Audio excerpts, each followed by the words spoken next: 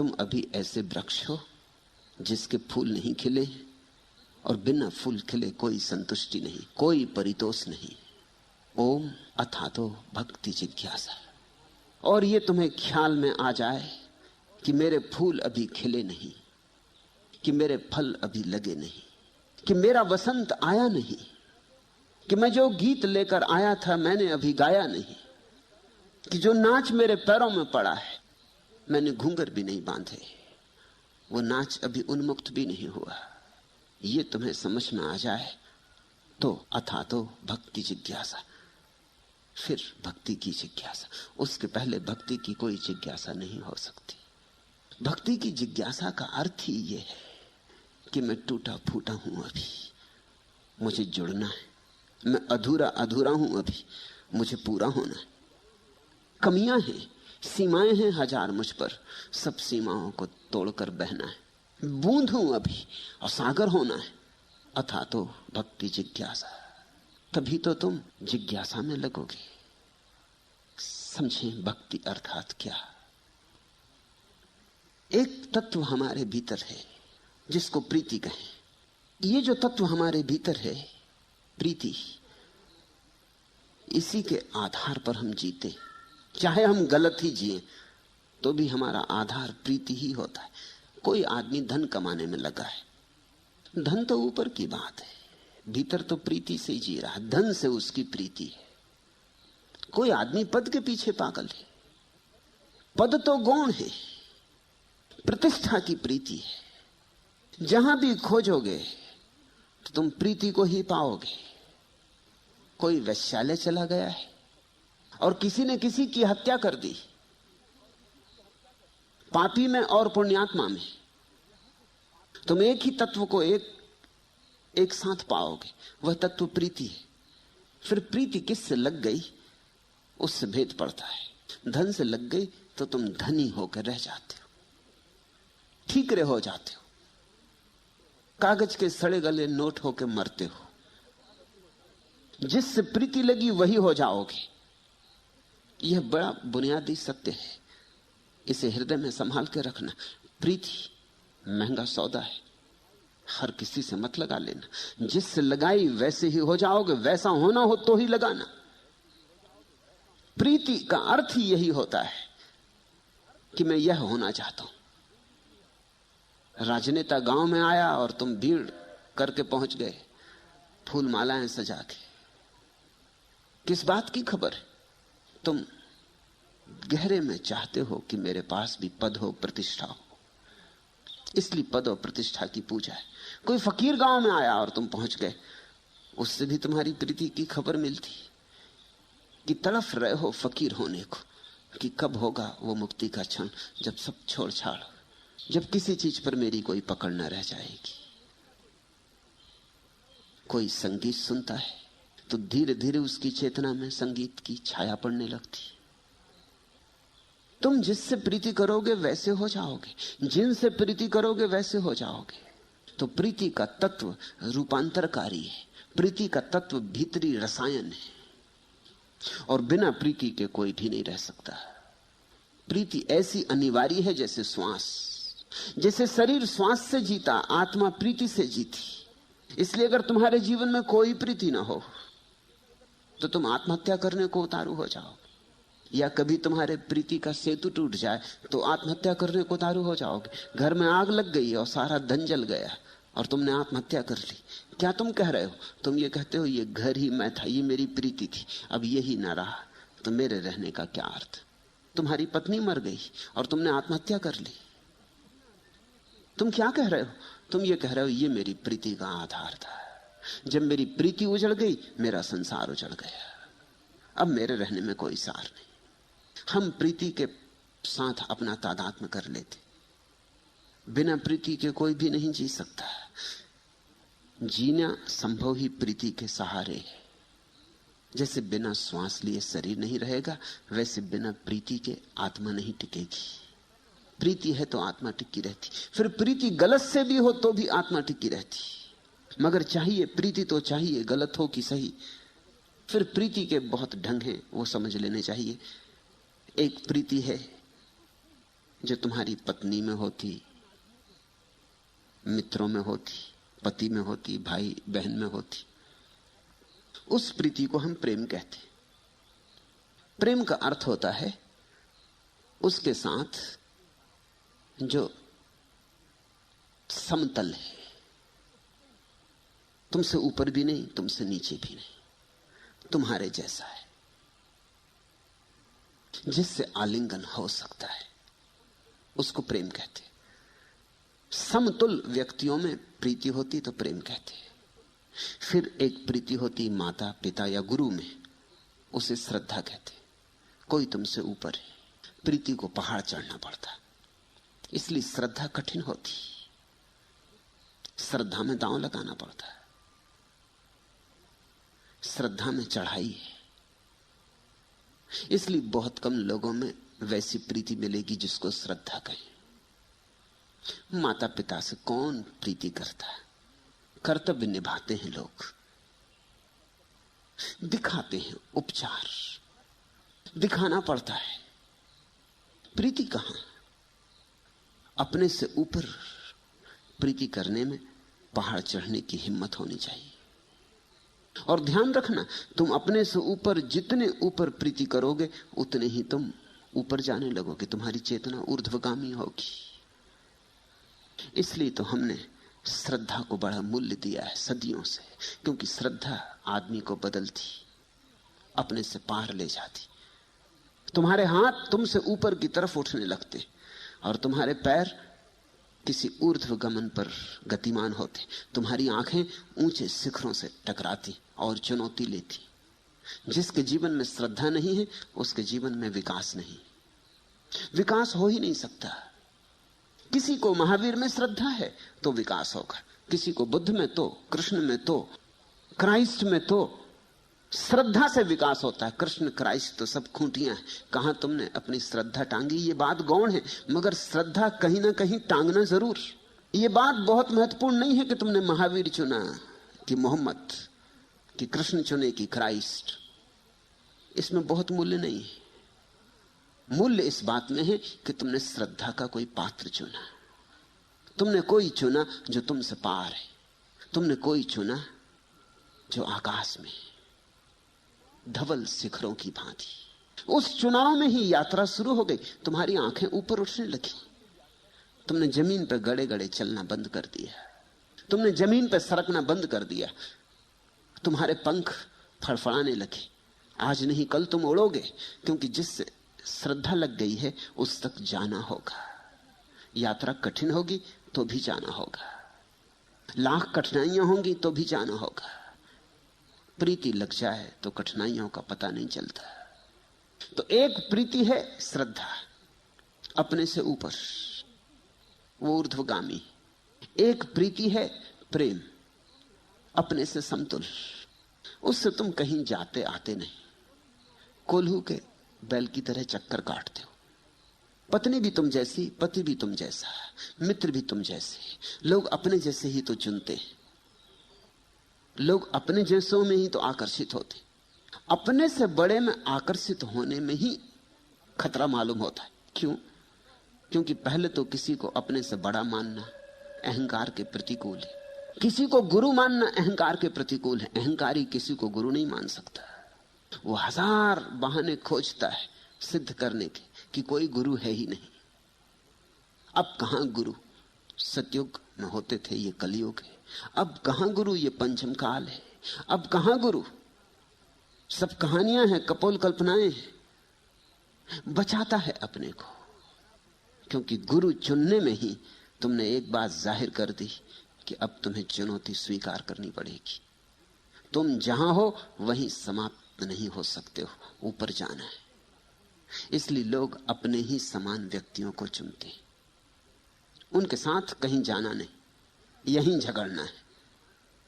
पति पत्नी यहीं लड़ते रहेंगे, कोल्हू के बैल की तरह रोज वही दोहराते रहेंगे जो कल भी किया था, परसों भी किया था, कल भी करेंगे, परसों भी करेंगे। पूरा जन्म निकल जाएगा और वही पुनरुक्ति पुनरुक्ति, नहीं कोई गति होती, हो नहीं सकती। तीसरा प्रेम है, प्रीति है जिसे हम स्नेह कहते, वो अपने से छोटों के प्रति। पुत्र, कन्यादिक या शिष्य जो अपने से छोटे के प्रति होती, अपने से छोटे के प्रति भी हम आसानी से राजी हो जाते। सच तो यह है, हम बड़े आह्लादित होते। इसलिए तुम आह्लादित होते जब तुम्हारे घर में बेटा पैदा होता। तुम्हारा आह्लाद क्या है? तुम्हारा आह्लाद यही है कि इसकी तुलना में तुम बड़े हो गए। तुमने कहानी सुनी ना, अकबर ने एक लकीर खींच दी राज दरबार में आकर और कहा इसे बिना छुए छोटी कर दो। कोई ना कर सका, लेकिन बीरबल ने एक बड़ी लकीर उसके नीचे खींच दी। उसे छुआ नहीं, छोटी हो गई। छोटी लकीर खींच देता तो बड़ी हो जाती, उसे छुए बिना। तुम अपने पुत्र में, पुत्रियों में इतना जो रस लेते हो, उसका कारण क्या है? चलो कोई तो है जो तुम्हारी तरफ देखता है और तुम्हें बड़ा मानता है, तुम्हारे अहंकार को तृप्ति मिलती। इसलिए शिष्य होना कठिन है, गुरु होना आसान मालूम पड़ता है। एक शिष्य गुरु के पास पहुंचा, उसने पूछा कि मुझे स्वीकार करेंगे? मैं दीक्षित होने आया हूं। गुरु ने कहा कठिन होगा मामला, यात्रा दुर्गम है, संभाल सकोगे? पात्रता है? पूछा उस युवा ने क्या करना होगा, ऐसी कौन सी कठिनाई है? गुरु ने कहा जो मैं कहूंगा वही करना पड़ेगा। वर्षों तक तो जंगल से लकड़ी काटना, आश्रम के जानवरों को चराना, बुहारी लगाना, भोजन पकाना, इसमें ही लगना होगा। फिर जब पाऊंगा कि अब तुम्हारा समर्पण ठीक ठीक हुआ, तार ठीक ठीक बंधे, तब तुम्हारे ऊपर सत्य के प्रयोग शुरू होंगे, तब ध्यान और तप। उस युवक ने पूछा ये तो बड़ा झंझट की बात है, कितने वर्ष लगेंगे ये जंगल जाना, लकड़ी काटना, भोजन बनाना, सफाई करना, जानवर चराना? गुरु ने कहा कुछ कहा नहीं जा सकता, निर्भर करता है कि कब तुम तैयार होगे। जब तैयार हो जाओगे तभी वर्ष भी लग सकते हैं, कभी कभी जन्म भी लग जाते हैं। उस युवक ने कहा चलिए ये तो जाने दीजिए, ये मुझे जसता नहीं। गुरु होने में क्या करना पड़ता है? तो उस गुरु ने कहा गुरु होने में कुछ नहीं, जैसे मैं यहां बैठा हूं ऐसे बैठ जाओ और आज्ञा देते रहो। तो उसने कहा फिर ऐसा करिए, मुझे गुरु ही बना लीजिए, ये जसता है। गुरु कौन नहीं बन जाना चाहता? तुम भी कोई मौका नहीं खोते जब गुरु बनने का मौका मिले। किसी को अगर तुम पालो किसी हालत में कि सलाह की जरूरत है, तो तुम्हें चाहे सलाह देने योग्य पात्रता हो या ना हो, तुम जरूर देते हो।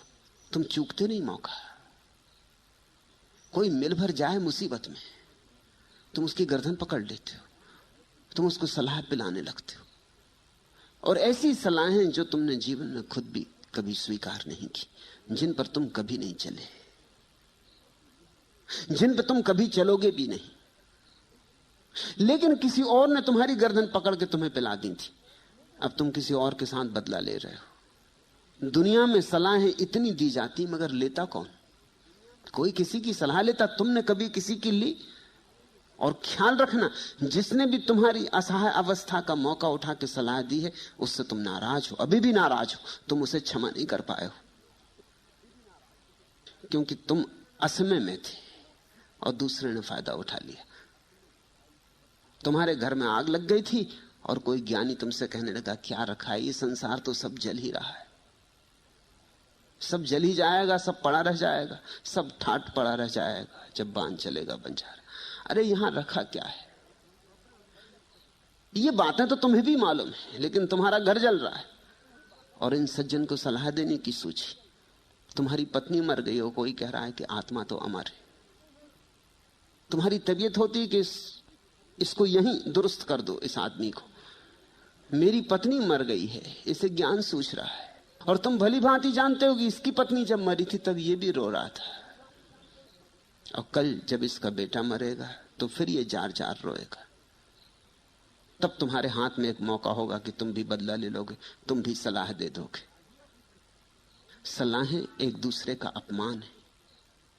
सलाह का मतलब यह होता है तुम सिद्ध कर रहे हो मैं जानता हूं, तुम नहीं जानते, मैं ज्ञानी, तुम अज्ञानी। तुम मौका पाके गुरु बन रहे हो। जांचना, अपने जीवन को जरा परखना, हर किसी को सलाह देने को तैयार हो। कोई सिगरेट पी रहा है और तुम्हारे भीतर एकदम खुजलाहट होती कि इसको सलाह दो कि सिगरेट पीना बुरा है, और तुम पान चबा रहे हो। मगर पान चबाना बात और, लेकिन तुम सलाह देने का मौका नहीं छोड़ोगे। तुम्हारे बाप ने तुम्हें सलाह दी थी और तुमने एक ना मानी, और वे ही सलाहें तुम अपने बेटों को पिला रहे हो। वे भी नहीं मानेंगे, तुमने नहीं मानी थी। कौन मानता है सलाह? क्यों सलाहें नहीं मानी जाती? कारण, देने वाला अहंकार का मजा लेता है, लेने वाले के अहंकार को चोट लगती। तुम्हारे घर बेटे बेटियां पैदा हो जाती, तुम बड़े खुश होते। तुमको ये असहाय प्राणी मिल गए जिनको अब तुम जैसा चाहो बनाओ, जहां चाहो भेजो, जो आज्ञा दो इन्हें मानना ही पड़े। मनोवैज्ञानिक कहते हैं कि बच्चों के साथ सदियों में जो अत्याचार हुआ है, वैसा अत्याचार किसी के साथ कभी नहीं हुआ।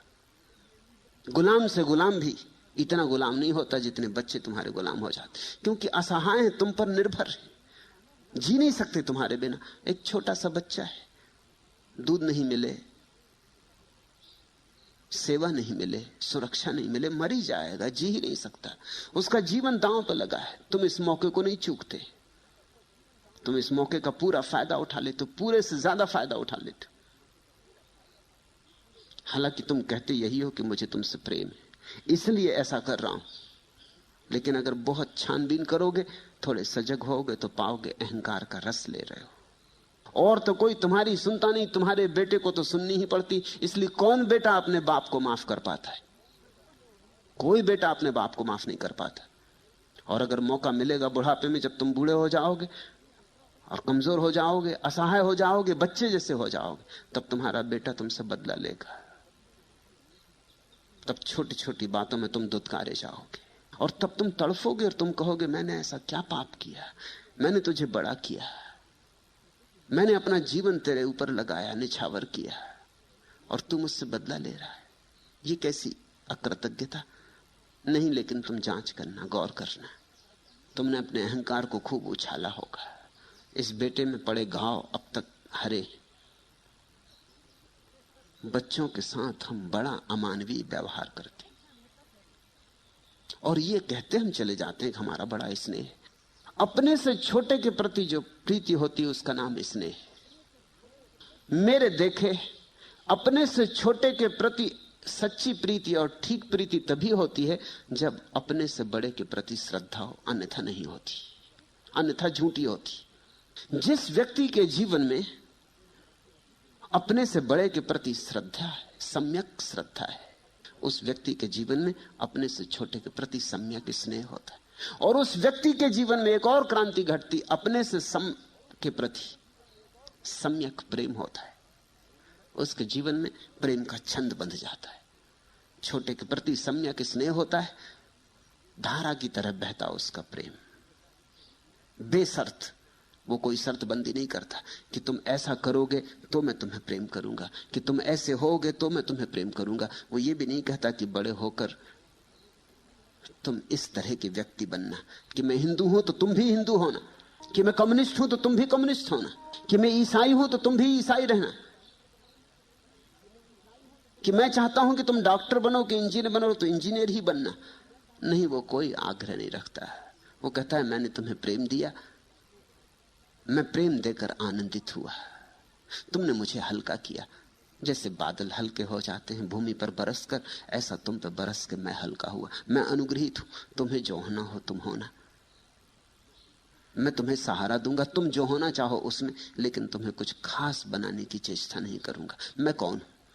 तुम स्वतंत्र हो, तुम आत्मवान हो। मगर ये प्रेम, ये स्नेह उसी में हो सकता है जिसके जीवन में श्रद्धा हुई हो और जिसने किसी गुरु का सत्संग किया हो। गुरु वही है जो तुम्हें इतनी स्वतंत्रता दे कि तुम जो होना चाहो, तुम्हें साथ दे, सहारा दे, तुम्हें अपने सारी संपदा को खोल के रख दे कि चुन लो, और इतनी भी अपेक्षा न रखे कि तुम धन्यवाद देना। जब तुम किसी गुरु से मिल गए हो तभी तुम इस योग्य हो सकोगे कि अपने से छोटे के प्रति स्नेह कर सको, सम्यक स्नेह। अन्यथा तुम्हारा स्नेह भी फांसी का फंदा होगा और जब तुम अपने से बड़े के प्रति श्रद्धा कर सको और अपने से छोटे के प्रति स्नेह कर सको, तो दोनों के मध्य में प्रेम की घटना घटती, अन्यथा नहीं घटती। तभी तुम अपनी पत्नी को प्रेम कर सकोगे, अपने पति को प्रेम कर सकोगे। उस प्रेम में बड़े फूल खिलेंगे, बड़ी सुगंध होगी, उस प्रेम में बड़े संगीत का जन्म होगा। ये प्रीति की 3 साधारण स्थितियां हैं। और जब ये तीनों सम्यक हो जाती हैं, जब इन तीनों के तार मिल जाते हैं, जब ये तीनों छंदोबद्ध हो जाती, तब चौथी अवस्था, परम अवस्था पैदा होती, उसका नाम भक्ति। अथातो भक्ति जिज्ञासा। जिसने स्नेह किया हो, जिसने प्रेम किया हो, जिसने श्रद्धा की हो, और जिसके तीनों के तार मिल गए हो, और तीनों के माध्यम से जिसके भीतर एक अपूर्व आनंद की आभा जगी हो, वही व्यक्ति भक्ति करने में कुशल हो सकता है। भक्ति प्रीति की पराकाष्ठा है।